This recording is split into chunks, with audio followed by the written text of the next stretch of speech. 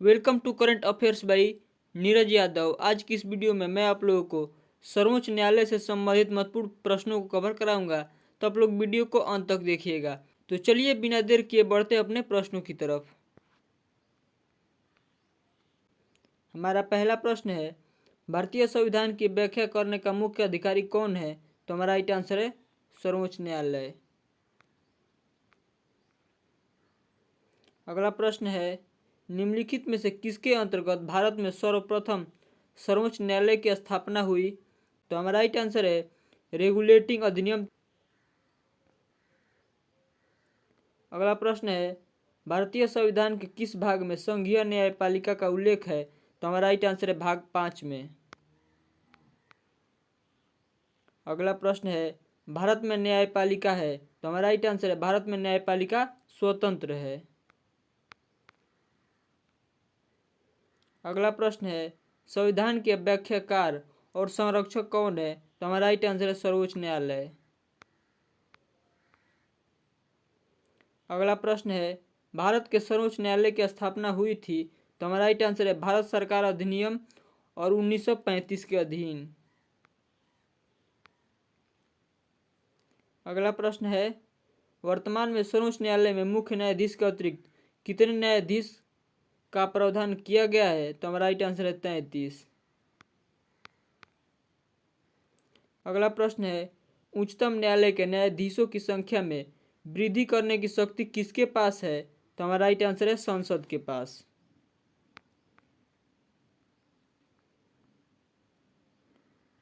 अगला प्रश्न है, सर्वोच्च न्यायालय के न्यायाधीशों की निम्न में से कौन सी अर्हता होनी चाहिए? तो हमारा राइट आंसर है उपयुक्त सभी।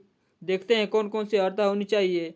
तो वह किसी एक या अधिक उच्च न्यायालयों में लगातार कम से कम 5 वर्ष तक न्यायाधीश के रूप में कार्य कर चुका हो। दूसरा है, वह किसी एक या एक अधिक उच्च न्यायालयों में लगातार 10 वर्ष तक अधिवक्ता रहा हो। तीसरा है, वह एक पारंगत विधिवक्ता हो। ये सभी अर्हता एक सर्वोच्च न्यायालय के न्यायाधीश में होनी चाहिए। अगला प्रश्न है, उच्चतम न्यायालय के मुख्य न्यायाधीश की नियुक्ति कौन करता है? तो हमारा राइट आंसर है राष्ट्रपति। और वर्तमान में भारत के राष्ट्रपति कौन है? आप लोग इसका आंसर आप लोग कमेंट बॉक्स में बताइएगा। अगला प्रश्न है, भारतीय उच्चतम न्यायालय के न्यायाधीशों की नियुक्ति कौन करता है? तो हमारा राइट आंसर है राष्ट्रपति। अगला प्रश्न है, भारत के कार्यवाहक मुख्य न्यायाधीश की नियुक्ति कौन करता है? तो हमारा राइट आंसर है राष्ट्रपति।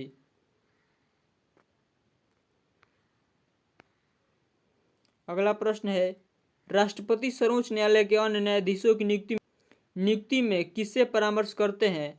तो हमारा राइट आंसर है सर्वोच्च न्यायालय के मुख्य न्यायाधीश से। अगला प्रश्न है, सर्वोच्च न्यायालय में न्यायाधीशों की नियुक्ति किस देश की न्याय प्रणाली से प्रेरित है? तो हमारा राइट आंसर है फ्रांस से। अगला प्रश्न है, सर्वोच्च न्यायालय में न्यायाधीश नियुक्त होने के लिए कम से कम कितने वर्ष न्यायालय का एडवोकेट होना चाहिए? एडवोकेट का मतलब वकील होना चाहिए। तो हमारा राइट आंसर है 10 वर्ष उच्च न्यायालय का एडवोकेट होना चाहिए। अगला प्रश्न है, उच्चतम न्यायालय के मुख्य न्यायाधीश कितने वर्ष की आयु तक पदाधारी रहते हैं? तो हमारा राइट आंसर है 65 वर्ष की आयु तक वो अपने पद यानी मुख्य न्यायाधीश के पद पर 65 वर्ष तक की उम्र तक रह सकते हैं। अगला प्रश्न है, उच्चतम न्यायालय के पहले न्यायाधीश का नाम बताइए जिनके खिलाफ स्वतंत्र भारत में संसद महाभियोग का प्रस्ताव पेश किया गया था। तो हमारा राइट आंसर है न्यायाधीश रामास्वामी। अगला प्रश्न है, सर्वोच्च न्यायालय के मुख्य न्यायाधीश को प्रतिमाह कितना वेतन मिलता है? तो हमारा राइट आंसर है 2,80,000। और ये हमेशा बदलते रहते हैं, तो आप लोग इससे अपडेट रहिएगा। हमारा अगला प्रश्न है, राष्ट्रपति और उपराष्ट्रपति की अनुपस्थिति में राष्ट्रपति के कार्यों का निर्वहन कौन करता है? तो हमारा राइट आंसर है भारत के मुख्य न्यायाधीश। अगला प्रश्न है, निम्नलिखित में से भारत के किस मुख्य न्यायाधीश ने राष्ट्रपति के रूप में काम किया है? तो हमारा राइट आंसर है जस्टिस एम हिदायतुल्ला। अगर आप लोग इस वीडियो का PDF फाइल डाउनलोड करना चाहते हैं तो हमारे टेलीग्राम चैनल को ज्वाइन कर सकते हैं। टेलीग्राम चैनल का लिंक इस वीडियो के डिस्क्रिप्शन बॉक्स में मिल जाएगा। अगला प्रश्न है, सेवानिवृत्ति के पश्चात सर्वोच्च न्यायालय के न्यायाधीश वकालत कर सकते हैं? तो हमारा राइट आंसर है किसी भी न्यायालय में नहीं। अगर सर्वोच्च न्यायालय के न्यायाधीश अपने पद से रिटायर हो जाते हैं तो उन्हें किसी भी न्यायालय में वकालत करने की अनुमति नहीं है। अगला प्रश्न है, कौन सा कानून यह निर्धारित करता है कि उच्चतम न्यायालय की समस्त कार्यवाही अंग्रेजी भाषा में होगी? तो हमारा राइट आंसर है भारत के संविधान का अनुच्छेद 348 में। अगला प्रश्न है, भारत में न्यायपालिका का स्वरूप है? तो हमारा राइट आंसर एकीकृत।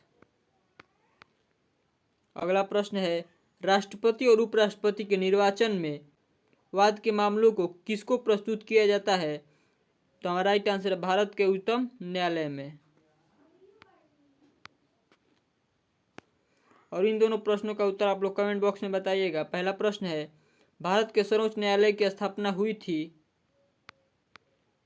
दूसरा प्रश्न है, भारत में न्यायपालिका है? इन दोनों प्रश्नों का उत्तर आप लोग कमेंट बॉक्स में बताइएगा। और हमारी वीडियो आपको अच्छी लगी हो तो हमारे चैनल को सब्सक्राइब करें। धन्यवाद।